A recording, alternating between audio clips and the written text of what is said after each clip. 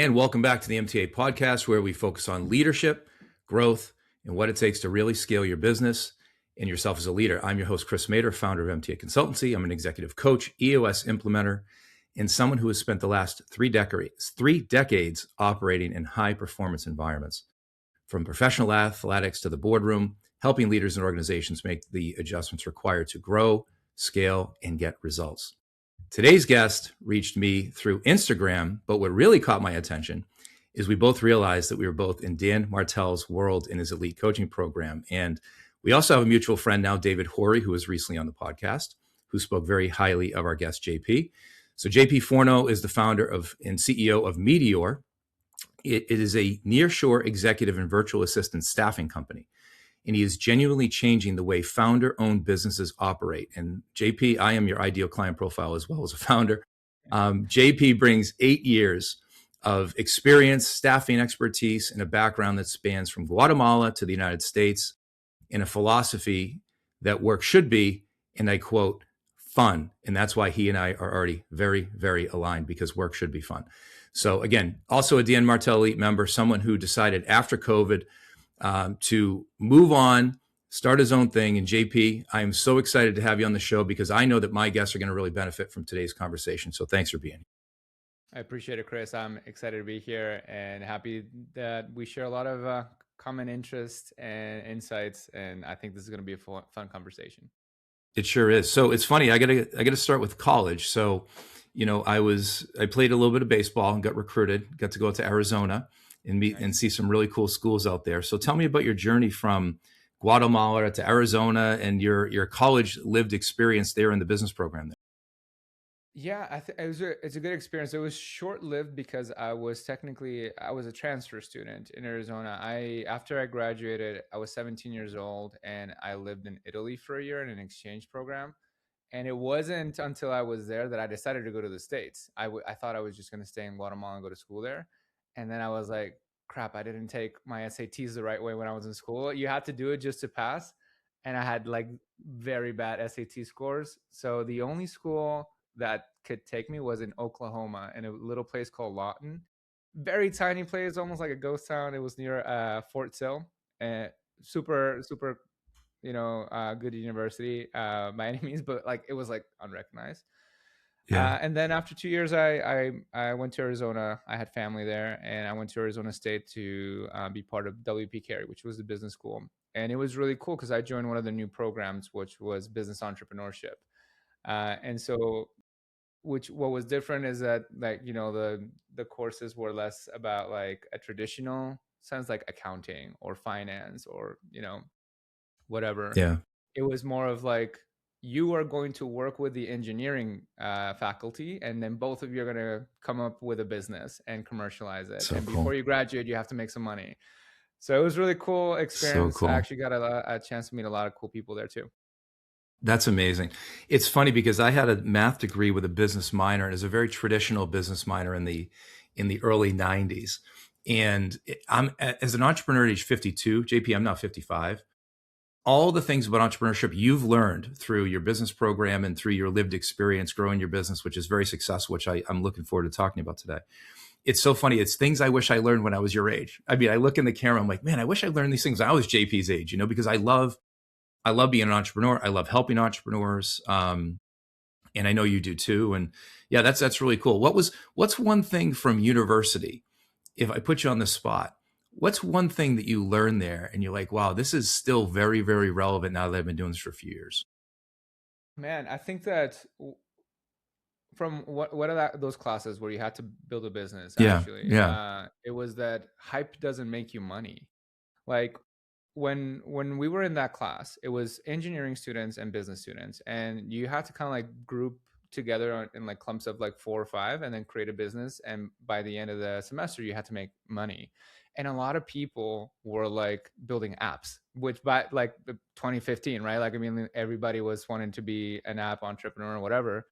And we had nobody who was technical in our group. Like 2 of us didn't go to the first class because we had like club events or whatever. And so it was like a misfits group of like people that didn't fit anywhere else. That's awesome. And we Yeah. were like, let's just do something that's like an experience. So we would do water balloon fights, but instead of water, it was paint. And we ended up making more money than all the apps that were like just struggling to launch and figure out product market fit. We just focus on creating something cool and going out and selling it. And Yeah. so I think that, I mean, for God's sakes, like building an app or software, successful software company is very lucrative. But I think that we just followed, there's more ways to make money. And if you use the tools that you have and reverse engineer from there, you can come up with solutions that might fit your identity a little bit better. If you're not a Yeah. technical person, you don't have to have a technical business to make money. Just Right. focus on your customer and making a cool experience for them. So I think that was a cool lesson, because I am Yeah. like, we include technology, but we're still a people company, which in this day and age, like AI world, like people are now going to be seen as a commodity, or like, oh, you have people in your teams, like it's almost like a bad thing. Right. I'm Right. like, it's, you play to your strengths, and I think that there's still value in the marketplace in a lot of angles. But yeah, that was a cool lesson from that That class. is a great lesson. That's a great lesson. Well, it also supports those entrepreneurs that know this to be true, that like some, I call it the quote unquote non-sexy businesses, like the paint balloons versus apps, make more money a lot of times than the things that might look on the surface to be really interesting and, like you said, lucrative. I mean, software is lucrative and apps are lucrative, but it's funny how these kind of brick and mortar businesses can be extremely profitable, especially the ones I work with. I'm sure the ones you work with as well. So very cool. Well, so take me back to your, roots in Guatemala real quick, and, talk to me. I've never been there. So, the environment there, your family, your ambition, your dreams, just take me back there and kind of what the kernels in your head of like where you thought you could go in your life, and how it formed you. Yeah, being born in Guatemala, I mean, I love my country. I'm super proud of being Guatemalan, and for those of you who haven't been, definitely add it to your bucket list. But so I was born in a third world country, but not necessarily in a third world context, is what I typically say. I mean, we weren't like wealthy or anything like that. I mean, like financially wealthy. I feel like from a life standpoint we were, but Sure. yeah, we never missed anything. We had a good education, loving parents, food, clothes, roof over our head. But it is a strange place in the sense that when you walk outside of the doors of your house, you see a lot of poverty, and you see a lot of people struggling, and a lot of the reasons, or when you ask like why things are the way that they are as a kid, like there's not a lot of good explanations out there. Most of it is like, hey, you were born into a context that was more fortunate.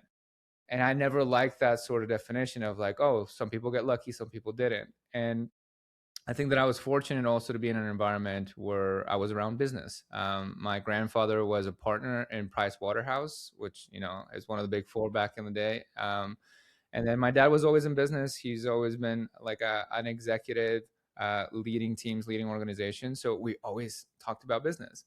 And the more we talked about business, the more I was like, this is kind of like business, right? Where some people get paid in advance for work that they used to do, right? And so I adopted this philosophy that I might have gotten paid in advance by living in the circumstances or surrounded by people who didn't. Right. And it's almost like a moral responsibility to do things that will help where you were planted, right? Like bloom where you're planted. And so since I was a kid, I always knew that I wanted to go into business and that I wanted to solve big problems for my country, for example. Those were two big Yeah. motivations. Okay. And like in any country, but more specifically in third world countries, you see how like politics and government are like very corrupt. They're not very efficient by negligence or intentional, means, right? But like I always put my trust in business because incentives are clear, right? Like you pull levers and you get outputs on the other end. So I'm Right. like, I could fix these problems through business. And so that's a little bit of what guided me. I always wanted to go into learn how to do business. And plus for me, it's always been fun, right? Like when I talk to my dad about a Yeah. new project, a new go-to-market strategy, a new client, maybe his company was going through like an acquisition. And so those things like really excited me. I wanted to learn a little bit more.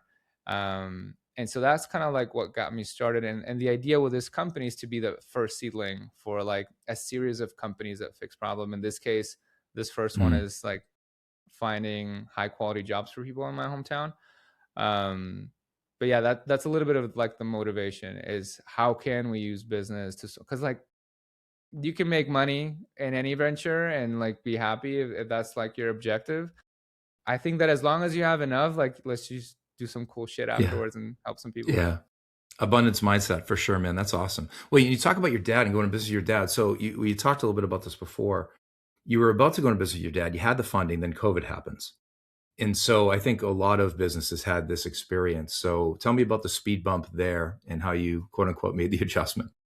Yeah, is the thing is like for example, for a lot of these projects, and in that case was a low income housing project where we were making housing available for low income families, but still make it financially responsible and good payout rates. Like, I don't know if you've heard of organizations like Kiva or like microloan organizations, and they have such a good payout rate because, people there, whenever you get microloans, I think like Kiva had like a 90 some percent payout loan, which is better than any commercial bank when it comes to like paybacks. And so there was a way to have financial vehicles to allow people to have housing.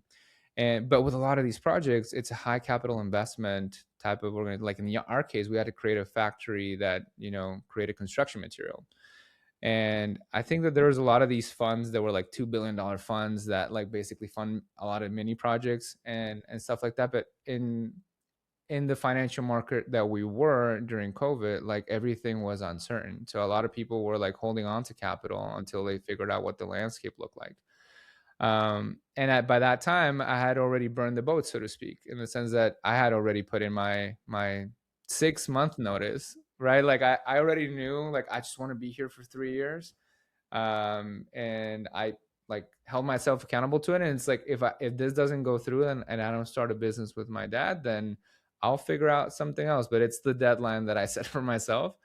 Um, and so because it was uncertain, that project kind of got put on hold. Not that we won't do it eventually. I hopefully we get a chance to do it. But that's kind of like what spun me in a different direction, like that fork on the road. Yeah. That's a Yeah. little bit about, yeah, what that happened. Yeah. Thank you. Well, and you mentioned burn the boats. And for, the vast majority of people that listen to the show, they're entrepreneurs, they're business owners, they're leaders. Many of them still work in corporate America. Some have made the jump to entrepreneurship. And you referenced burn the boats. I actually use that exact reference in my book, Make the Adjustment, because when I started my business at age 52, I had the golden parachute like you. I had good work. I was making good money in corporate America, and I had the proverbial golden handcuffs. I didn't have to leave. And there's this risk and this precipice of taking the step from employee to self-employed or a business owner.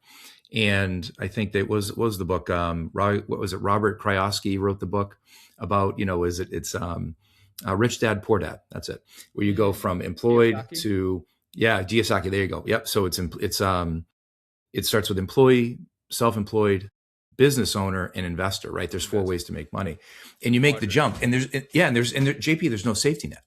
So you've done it, and it's funny you said it because you're like, yeah, I'll try this, and if it doesn't work, I'll try something else. Like that is the true entrepreneurial mindset, which I think is fascinating because it is hard to walk away from the safe thing sometimes. And I think for people, they need to understand what burn the boats means. It's a story I think, and you can frame it. I mean, why don't you reference the story I've talked about in my book? You tell me what burn the boats means to you. Yeah, and I obviously, like, I first heard the term through Tony Robbins. My dad was like a huge like motivational, like personal Hmm. development kind of thing, and so he had Hmm. those Tony Robbins cassette tapes that it was like a 12 books, two cassettes each, 12. So it was like 24 cassettes. And I followed that 30-day program when I was like, I don't know, 13. And like by the I still have my workbook. The goals that people used to have is like I want to 10x my business, or I want to keep my wife happy, like whatever it was. Mine was like I wanted to get into the junior varsity basketball team and ask out a girl that I really liked from middle school. I don't know. I love It it. was like some childish goals, but the one of the cassettes talked about the burning the boats principle. And so I mean, sure, like there's this like romantic view of entrepreneurship where like you you jump forward and you like commit, and then you like we're gonna try this thing. but there's also like the tactic part of it, right? Like you have to be intelligent about doing this. Like I knew that I was going to get into this, so I prepped for it. I'm very risk averse, so I put away like 10 months worth of financial expenses. If I have no income for 10 months, gave myself a There you good go. cushion there. um and I also like focused a lot on skill acquisition during my the early parts of my career. And I was like, at the end of the day, I have no kids, no wife, no debt. I've developed skills, and if anything, I could come back and get a job at any time. So the burn the boats is like I quit without, backup plan. But there was Right. always like security on the other side. I wasn't reckless with my life because I knew that one mistake could Yeah. really set me back a lot of years. Yeah. But it takes like not going out for like a year or like several years, or like, not stop drinking, stop like staying late, like all that kind of like mini sacrifices that in hindsight are nothing. Like, Right. um, but yeah, that's a little bit That's about how awesome. I plan my escape. To your point, like leaving That's that awesome. employee quadrant. Not that being an employee is bad. Don't get me wrong. It's just for me and like the ambition that I had. I think that a vehicle for me was to have my own thing. Yeah. And again, it's the roadmap. I appreciate you explaining it the way you did, because what I heard was, for people listening, you had 10 months of cash. You weren't reckless. You worked on personal development. You worked on skills development. So you had a bit of a runway and a safety net, and you were, trying to get better every single day. And it's a great roadmap for people to follow. And what is it? The 10,000 hours to mastery, right? Like you did the Yeah. work. And and I think competency is massive. You're going to step on your, I tell people all the time, you want to be an entrepreneur, make sure you put in the 3 to 5 years to go master something, get really good at something before you go try to sell something. Because if you actually aren't the master of whatever it is you're trying to solve for or sell, people are going to find out pretty quick. So you have to have that level of competency when you make that step. So Yeah, and I would say that for anybody who's like, I mean, going to entrepreneurship, because it's also like if you're a high level executive, but you're like a chief technology officer, or like you're like whatever it is, or whatever you want to like wherever you're at. I think that the two skills that for me was like I want to learn these two skills were sales and project management, because they were like the two sides of the coin that I see in business. There's like client acquisition, and then there's like delivery or product service delivery. And so I really like the project management side because it was the almost like the art of execution. You could sell smoke all you want, but like you have to back it up through processes, through like identifying bottlenecks, like making stuff efficient, making it like a good user experience, deploy design thinking and like the way that you do things, and with your product development. And like the sales is such a vital skill, right? Like how do you communicate with people, how do you influence, how do you solve problems through sales? And so those two things, like if anything else, like are good foundational principles. If you have technical skill set, then all the better for it. But like I think that those are the two things that I was like, how can I develop this in these years so that yeah. I could set myself up for whatever it is I do next. Yeah. Perfect. Well, let's transition to that, how you deliver. So we both serve very similar audiences in many ways. Most of the time, my customers are micro cap, early stage entrepreneurs, founders, 5 million, 10 million, 20, 30 million ish. I have a few clients that are bigger, but that's my typical ICP. And I think it's pretty close to yours as well. And so I talked to you about a use case that I have with one of my clients, and it's pretty much the use case I see all over the place. I think you see it too. So I work with, I won't name the company, but they're going to know when I reference them. I work with three brothers up here in the Boston area, and their business did about 17 million 2 years ago, 24 million last year, on track to do 37 million this year with aspirations to get to 100. And so I'm doing executive coaching. We're doing an EOS implementation. I'm doing some leadership team training, and I'm trying to coordinate with the CEO, CRO, COO, all of these programs. And at one point I just casually go, "Hey, who's your EA? I can schedule this with your EA." And they go, "We don't have one." And JP, I'm telling you, I mean, I'll rip them off. I have a client at 3 million, 17, 18 million, 37 million. First three clients I'm thinking of don't have an EA. And, we're both part of Dan Martell's program. We both read Buy Back Your Time. We both execute Buy Back Your Time. Dan has something called the replacement ladder. And in the replacement ladder, in theory, the entrepreneur owner, we learn to replace ourselves with what we call a buyback rate. We see what our time is worth. And if the task that we're doing is anywhere around 25% less than the task of our actual rate, we should be buying back our time through other resources. So I'm going to tee you right up, because this is in many ways what you help solve for. Talk to me about that conundrum, and talk to me about why people resist, because my book is about change, and 97.5% of people resist change, yet the only thing constant in life is change. Mhm. So when you go to your engagements, I want you to explain what you do a little bit and explain how you help solve this problem for those people that I'm talking to right now, and they know who they are. Yeah, that's a. Hopefully, they don't get upset that we're calling them out on this episode, but No, no, I they're think great people. this is a common problem that we typically see, and I think that for some people who are hyper successful, it's a harder problem to catch because they've chosen a vehicle that the market is rewarding, right? Like if you chose a good vehicle, like a good business, like half of your problems in business can be solved by selecting a good market to go after, right? Like we know that, and so I think that a lot of people can grow by just having like a good product, a good being in a good market. But internally, as you know, there's a lot of mess or lack of organization. And I think that the thesis there is that you could be making more.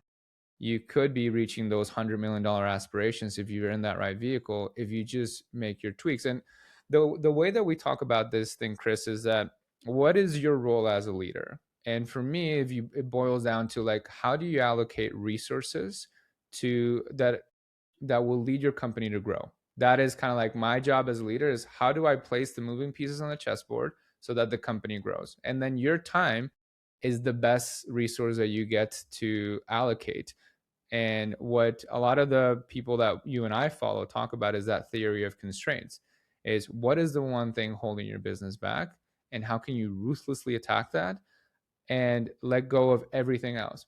But when I talk about letting go, is like, it needs to still get done. It just doesn't Mm-hmm. need to get done by you. Sean Mm-hmm. Covey talks about this in the Four Disciplines of Execution. He talks about the concept of the whirlwind, which is like the day-to-day tasks that suck you up, like, but that are necessary. Like if you stop invoicing clients, that is a problem for your business, right? Like if you stop reading emails, if you stop, you know, sending out contracts, like all the like the little things, paying vendors, if those things stop, then your business stops to a halt, right? But they're not the most strategic use of your time. And so, okay, my job as a CEO is to allocate my time in whatever gets me the most return.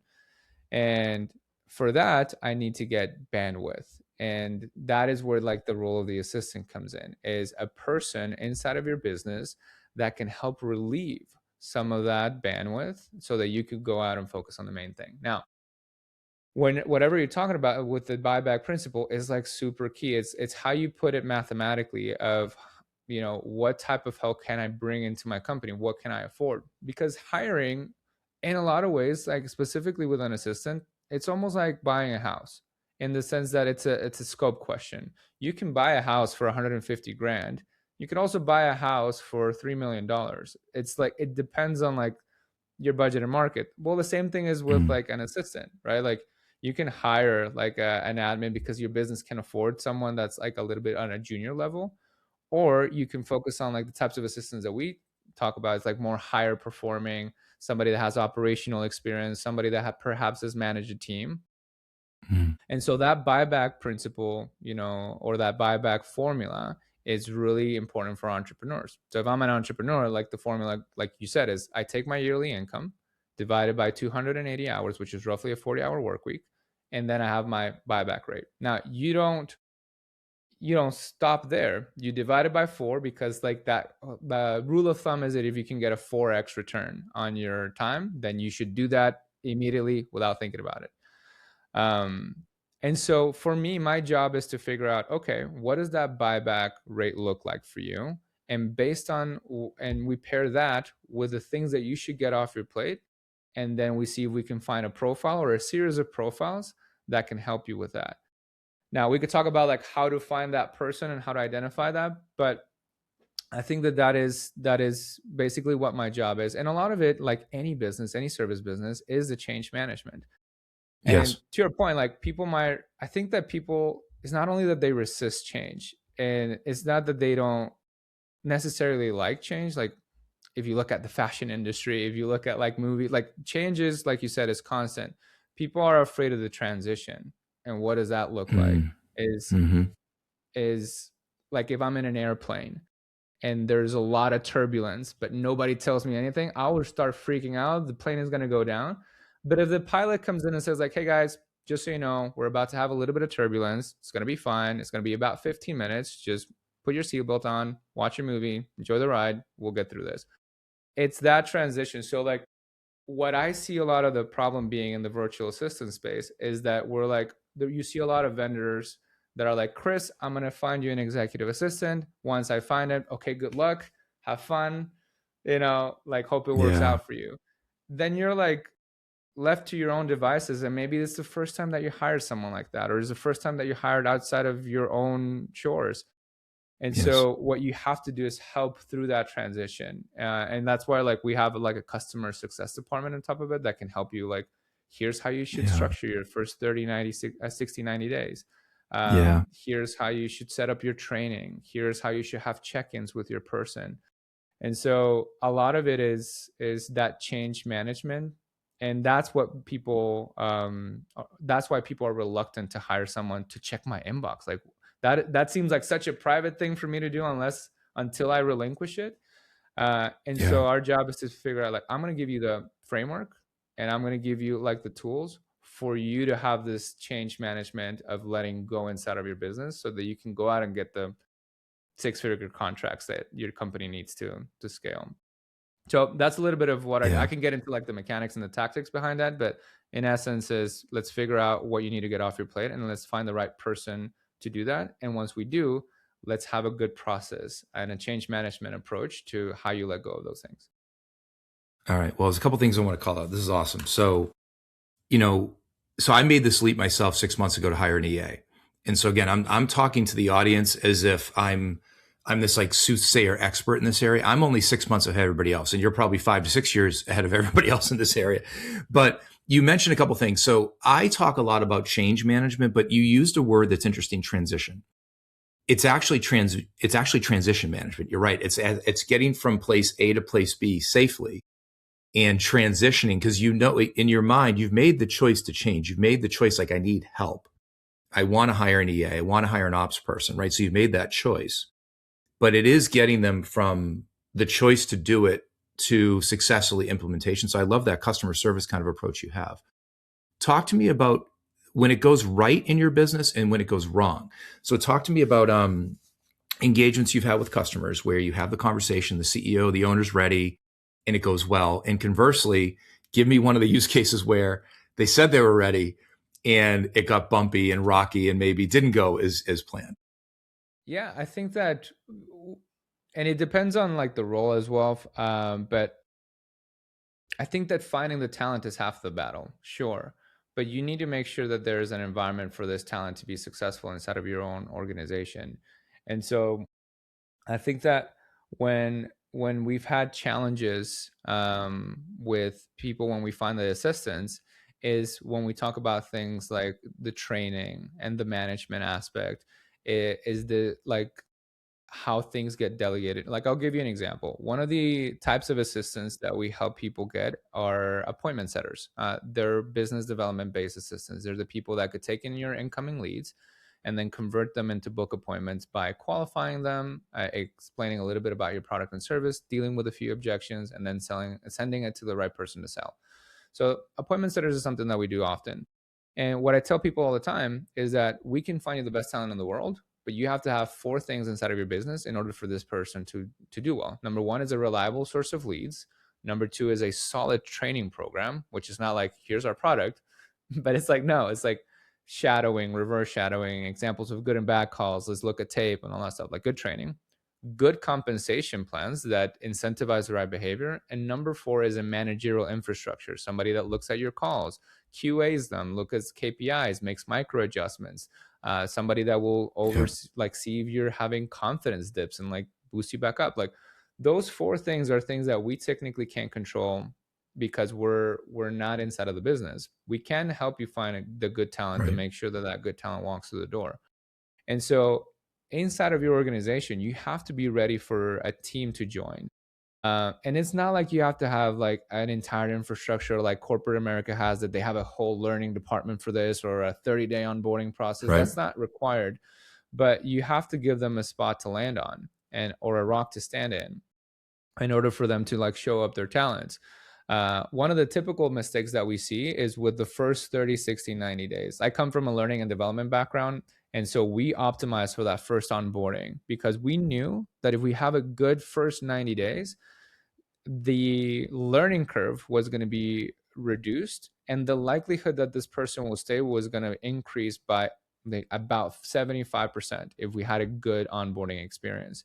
But not a lot of people had a good one. And so what I see people do is like, we put up a job description. These are all the things that I want this assistant to do, or I want this person to do.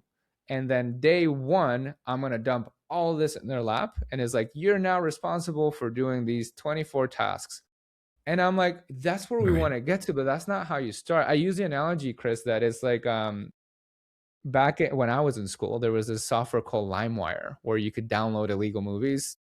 Don't put me in jail. Okay. Statutes of limitation have passed, but it was like whenever you were like get excited about downloading movies, I could download 5 movies at a time, and then my computer would crash because it was like just so many, like just so much data getting downloaded from the internet. But if I wanted to Right. get 5 movies downloaded and I did it one at a time, then it would have been done faster. It seems slower because I'm just working at one movie at a time. But the same thing Right. happens when you bring somebody to your organization, is that you're Yeah. oversaturating their cognitive capability. And not Right. only is it a lot to handle, it's like they're in a new country, right? And so they have to get used to like where things are, who is who, what are the roles, who has status, who to ask for what. And so Right. I think that when people fail at this is because they don't have that strategy for how do you have people join your organization. And it's a few micro adjustments. It's a change of mindset. It's a little bit of patience, having a little bit of grace. And you'd be surprised. I mean, like I had people that were really close of like letting go of an assistant that they just hired, and we just persuaded them to have a little bit of patience, and they turned out to be quite an asset inside of the organization once they got their bearings a little Right. bit. So I think that Yeah. that's when it has gone, not the way that our clients would like to go, which we often are able to course correct. When it goes really well, inversely, is like the opposite, right? It's like somebody has patience, somebody has that a good experience. People that focus on culture. Like one of the challenges that we run into, Chris, is that like all of our hires are international for them, and in a lot of cases, most of these businesses don't have a lot of international colleagues or employees, but it's the people that integrate these remote employees culturally, the ones that have the most success. We work with a PR company out of Arizona, and they were hiring a video editor assistant with us. And she was very intentional with having like one-on-ones with everybody in the team, having Yes. like virtual team bonding experiences, maybe making the investment to have this person fly out to meet the team in person.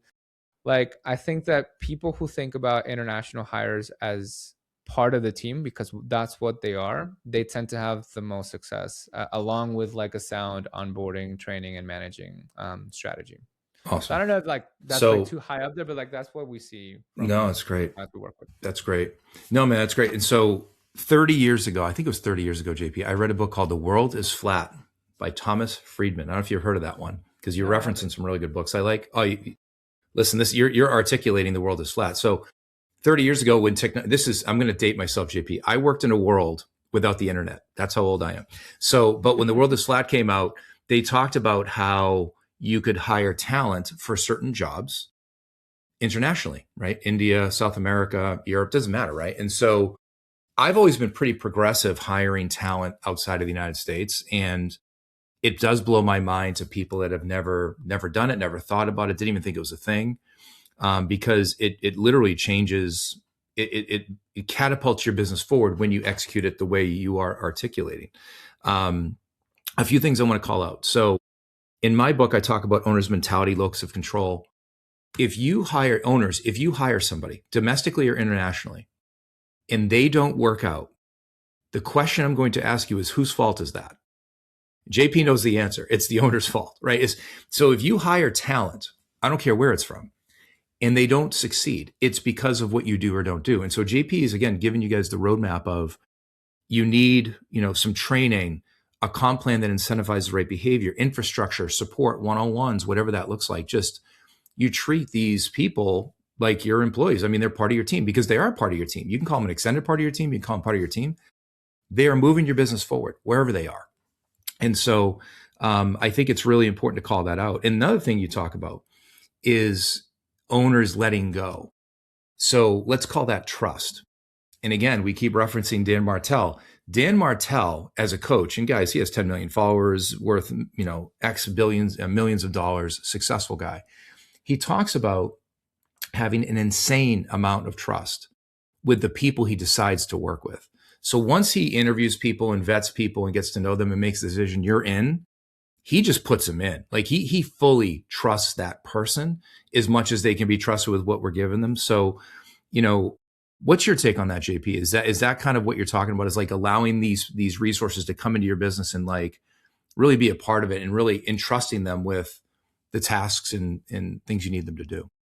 Yeah, so I'll touch on two things that you said. And first of all, like, whose fault is it? It's always the founder's fault, because even if it's like the talent not working out or not the right fit, you brought them through the door, right? So your process in some way, shape, or form didn't weed out these flags that eventually like were detrimental to your business. So like it could be like the person wasn't a good fit, but again, you hire that person. So it's your responsibility to fix whatever process you have. And so, and going back to like the international talent, I think that arbitrage is a very powerful strategy. You can like, a lot of people like to bash on certain countries, like don't hire from here, don't hire from there. Like if you hire from the Philippines, this would happen. If you hire from Latin America, this will happen. Any country in the planet can be a reservoir of talent if you have the right process to locating those, attracting them, filter them, and hire that person. Any country. Some countries have just like some pros and some cons as anything else, but it's an amazing strategy because you take advantage of the macroeconomic reality that some people have lower cost of livings than you do. And with technology, like those barriers or those boundaries don't exist anymore. And I am fortunate enough to be a case study, right? Like I was born and raised in a third world country, and I think I'm able to provide value for the marketplace, regardless of where I live. And so I think that is like, you could take advantage. Like that's why people go get hair transplant surgery in Turkey. It's just great doctors. It's just cheaper there. Like why would I spend Correct. 30 grand on something that I could get for 5, right? And a trip Correct. to Turkey, which is a good destination, right? So, Exactly. so I think that with remote talent, what stops most people is bad experiences or bad experiences that they've heard from somebody else. And there are bad experiences, but the problem is not with the strategy; it's with the execution. Which partners did you select, or what process did you select to do? So I think that's a little bit more of like how you make the strategy function. Yeah. Uh, I want to talk about the other thing. What was the second thing that you mentioned? So let's see. We were talking about, let's go back for a second. We were talking about, I have all my notes here. Oh, transition. Trust. We're talking about trust. Yes, great point.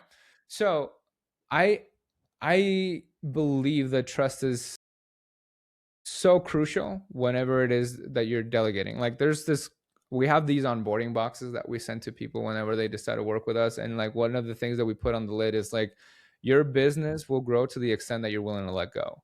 Right. And so when we mean let go, people let go of things that they don't care if there are mistakes in, right? Like these are low stakes delegation. I'm taking it off my plate, but I don't really give a shit if they do it wrong. Like that's not delegation. That's not really letting go.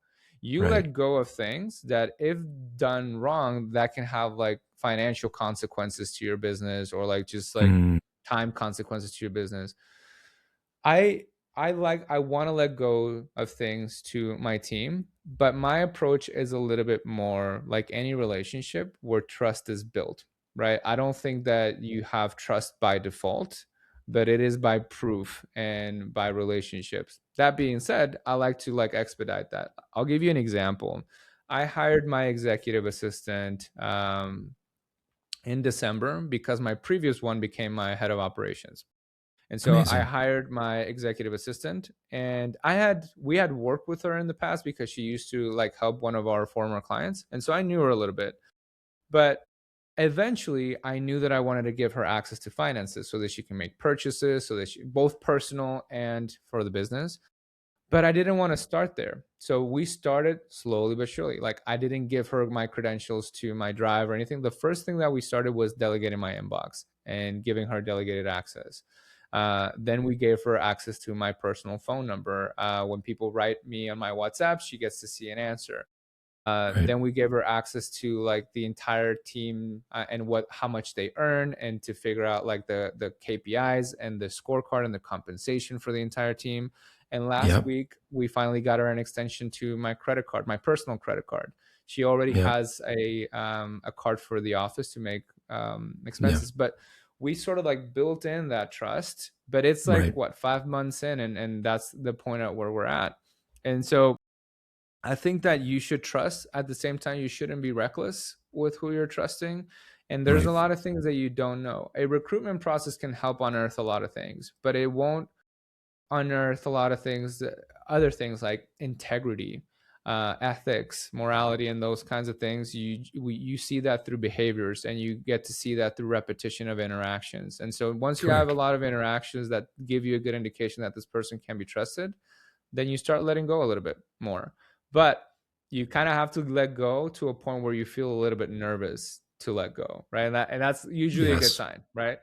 That Yes. you're like letting go. It's kind of like I think Elon Musk talks about this when he's designing processes, where like Yeah. you want to make it simple, you want to like take away like Right. so many things until you're forced to put something back in because now you know it's necessary. It's the same thing with trust. Like you want to give like as many things until you're like, okay, this is a hard boundary. We should probably like stop there. Correct. Yeah. Um, so yeah, I think that trust is important, especially for an executive assistant, which is a type of assistant who's your right hand person. My executive assistant knows things about like my medical history, like if I have like any conditions or any like or anything, because then she has context of everything that happens in my life, not just a professional. So she knows Right. that if like a doctor's appointment freed up and there's a demo at the same time, we know what to prioritize at that moment based on like what she knows. Yep. um so I think that's how I see trust. And the same thing is with your departments. I hired a customer success manager last year, and for me, like my relationships with my clients was the most important thing. And I had this like limiting belief that everybody wanted to talk to me. And that was not true. As much as my ego would like hate to admit it, is people don't want to talk to me. People want to get the results that I got them. But if we're Correct. able to get them results in a more efficient way, 100% they're going to want to do that instead. Sure, they want to hang out with me. I hope they do, right? But like I think that's the whole thing about letting go. You have a limiting belief that nobody else can do it but you, that the way that you do things is the way that the things are always going to be done. And so it's not just letting go of responsibility, it's letting go of those limiting beliefs that hold you back from like trusting other people to do things that you used to do. JP, you. I feel like you're talking to me today. You don't even know the story, my man. So, I hired my executive assistant through Upwork about 6 months ago from Colombia. Her name's Angie. She's awesome. And like you said, I was giving her one thing at a time. It's funny. I talk about it when I coach clients. JP, I have a bottle of Motrin here. I say, don't take the whole bottle, one pill at a time, right? Just take one at a time or two at a time. Don't give somebody too much. So what you just articulated is so perfect, and how to let go and how to execute. But I did it a few weeks ago. So one of the things for me is getting on stages, right? Dan Martell talks about this as an executive coach. I want to be on stages. I wrote a book and do keynotes. And so I have the opportunity to be on a stage last Thursday. I had to bid on it like 2 months ago. Well, I'm getting really busy. I'm trying to buy back my time. I'm trying to deliver. I'm trying to do all the things entrepreneurs do. And I said to Angie, I've been working with her 2 or 3 months. I trusted her. I said, Angie, you have my Google Drive. You have all my stuff. You have my past keynotes. Like, can you just do this proposal? Like, I'm slammed. I go, but it's important because I want to get on a minimum of 8 stages a year. And if we get on this one, that hits our Q2 target. She said, so this was not like one of those throwaway projects. This was like a big one. Mm. But I gave it to her, and I gave her all the context, all the access. So she does the proposal. JP, she wins the proposal. She gets us in. Then I'm like, well, you know what, Angie, let's just take it all the way down the river. Why don't you build out the content I'm going to deliver? Because she's been doing more leadership L&D like content for stuff for me. And it was on, the topic was psychological safety. Well, she's taking our recordings from AI notes that we have, and she looks at all my content. She builds the deck. JP, I'm telling you, 95% nails it. I tweak a couple things. I walk in, I nail the keynote, and I literally text her. I go, Angie, you won this for us.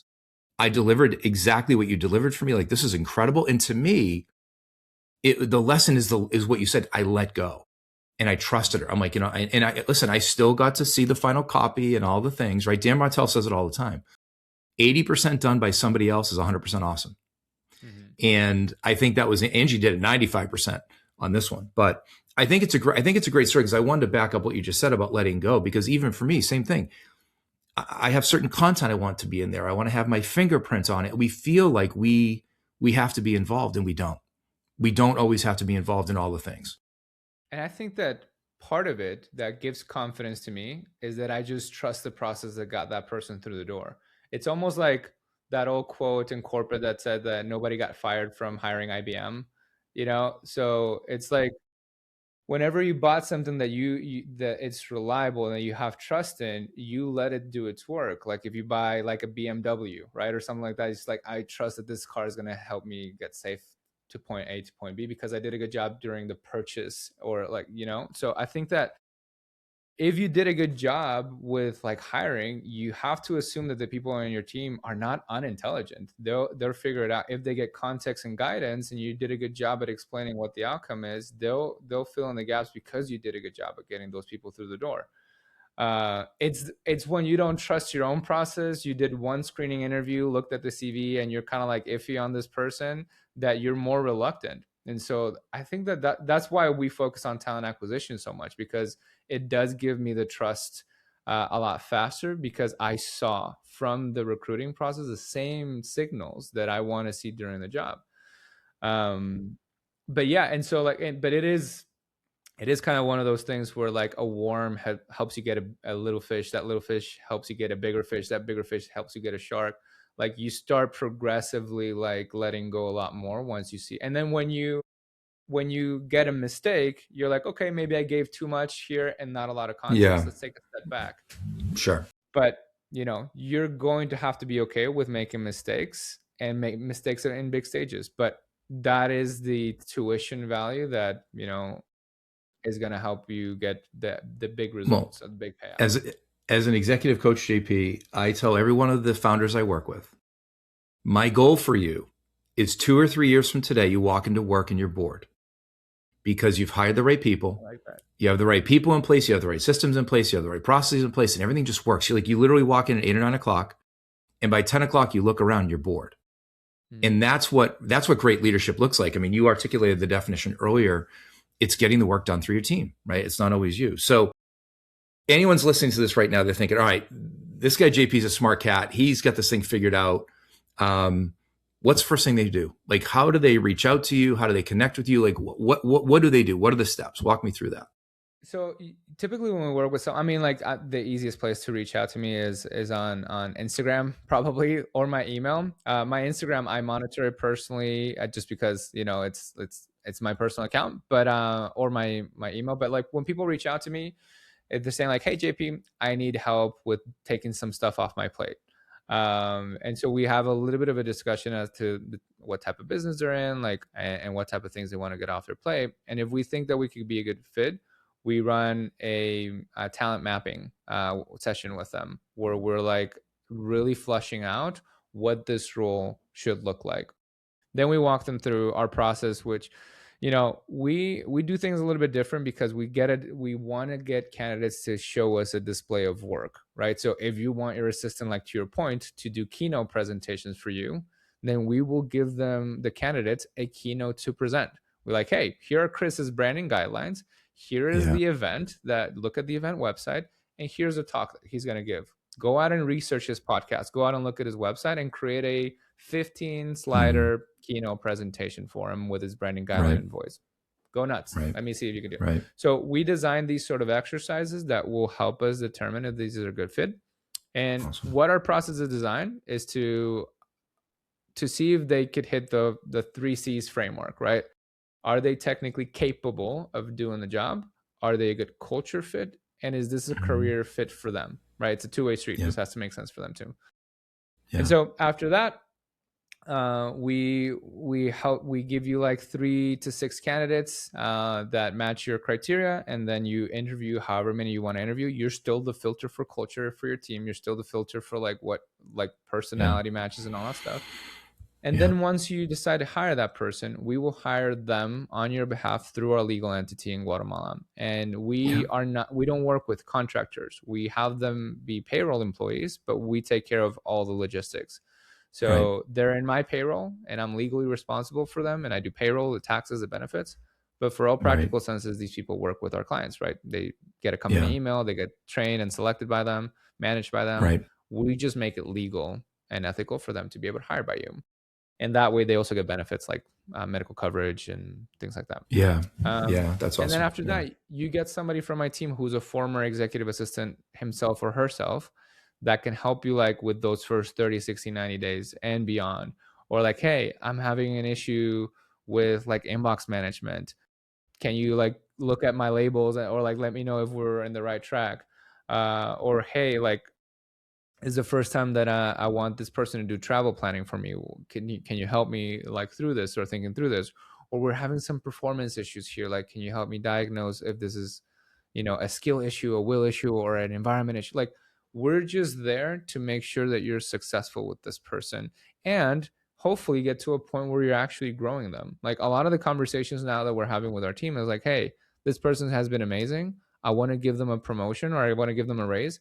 I just don't know like what's like culturally appropriate. I don't want to overpay, but I want to make sure that they feel rewarded. Can you help me like figure this out? And so we're a partner in that sense, not just like a VA agency. We're a talent partner. And so that's sort of like how our process works for anybody that wants to work with us. Very unique. That's really cool, man. I listen, when I met you a few months ago, I love the work you do. You're an incredibly intelligent, successful guy. And I love the model. I grew up in staffing. I grew up in learning development. So, we had that in common when we started talking. Again, now my background too. I've been hiring talent internationally for years. I just think for founders that are listening and anybody, leaders that are listening, this whole buyback principle from Martel is so critical. Like, let's say you're making 300 grand a year. Well, your buyback rate in theory is 75,000 a year. So if you're doing tasks today yourself that somebody you could pay 75 grand a year or less could do, you need to be talking to JP. Like it's literally that simple. So again, I want to know where people can find you. And also, I think you said too, before we recorded, JP, you had kind of a gift for people listening to the show, maybe a framework. So just walk me through that so I understand that too. Yeah. So we actually put together our virtual assistant hiring playbook. It's essentially all the steps that I kind of briefly went over that people should follow to hire a virtual or an executive assistant. But honestly, like any person for that matter, it's principle based, right? How you should think about hiring. And so we have a few modules there, but we also came up with like 30 different free tools that people could use, like from like skills assessment builders to like job description builders or interview kits, or like it's just a full decked out plan to how to get the talent. And then there's a few tools about like an SOP library, a 30, 60, 90-day plan, a training framework. So there's a lot of cool things in there. We built it because like we just kept giving these types of loose frameworks to people. So we just want to consolidate it in a place. And so anybody listening to this podcast can just DM me the word Chris so that I know it comes from here. And then I'm happy to share that knowledge with you. That has been, believe me, tried and tested multiple different times. That's amazing. That's amazing. Yeah, we'll make sure that's in the show notes for everybody, guys, because we want to make sure you can reach out to JP and Meteor, because he's definitely helping people grow their business, solve these problems. It's really cool. I'm so glad we met. Again, guys, if you're a founder entrepreneur driving 5 million, 30 million plus, you're looking to grow and scale and you need to let go of things, you have to reach out to JP. I hope this conversation was useful for you. And similarly, my man, I'm going to leave in the show notes too. We talked about this earlier, change. My whole brand is helping leaders make the adjustment, right? And change is a choice. And so what I'm going to do in the show notes as well is help them get there with a change readiness assessment scorecard to see where they are at on the change scale right now in their mind. And it's free, doesn't cost anything. I don't ask for your email. But I will give them a score of their readiness to change. And if they have a low score, then they can DM me and I will help them with a 30-minute phone call to help them make the adjustment, to think about these things differently. Because these are the adjustments that business owners have to make as they grow and scale. Like you said, JP, these can't be reckless decisions, but when you find yourself as an owner entrepreneur as the bottleneck, or you can't go on vacation, or you're doing tasks that a $20, $30, $40 an hour person could be doing, it is time to make the adjustment, right? It's time to call somebody like JP and Meteor and be like, hey, help me understand this. How do I get unstuck, et cetera? So really cool stuff. One last question. Any adjustments that these entrepreneurs, these business owners, founders you work with, what's the adjustment they can make tactically if they listen to a podcast on Friday morning at 7:00 and now it's 8:00, they listen to us? What's the adjustment that they can make? What do you think? Man, I think that the main adjustment that I help people make is the way that they bring people on board. So what I would implore founders to do is to adjust the way that they're recruiting people to make sure that your process is designed to get to see skills from your candidates, as opposed to like whatever, like people usually recruit through interviews and resumes. People forget that those are inputs that were made by the candidate. So that is not truth, and you shouldn't take it as truth. You should take it as a piece of evidence. But most people that are hiring based on like just CVs and interviews, it's almost like playing Wheel of Fortune and trying to guess the phrase after just looking at one of the letters, right? Like you have to like get more evidence, and you do that by designing opportunities where they get to display the same skills that you want them to display at the job. So that's the one adjustment that I could tell people. Look at the way you're bringing people on board. Is your process designed to look at the skills that people have? And if not, that's the first thing that I would change. And it will give you much better hit rates with the people you're bringing inside of your organization. Awesome. JP Forno, CEO, founder of Meteor. This is an awesome conversation. I knew it was going to be an awesome conversation.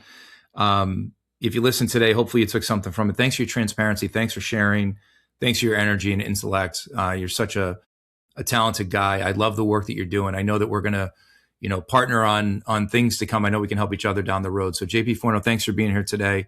And thanks for your time. Thanks for having me, Chris. This was a lot of fun. Appreciate it. Awesome. You bet.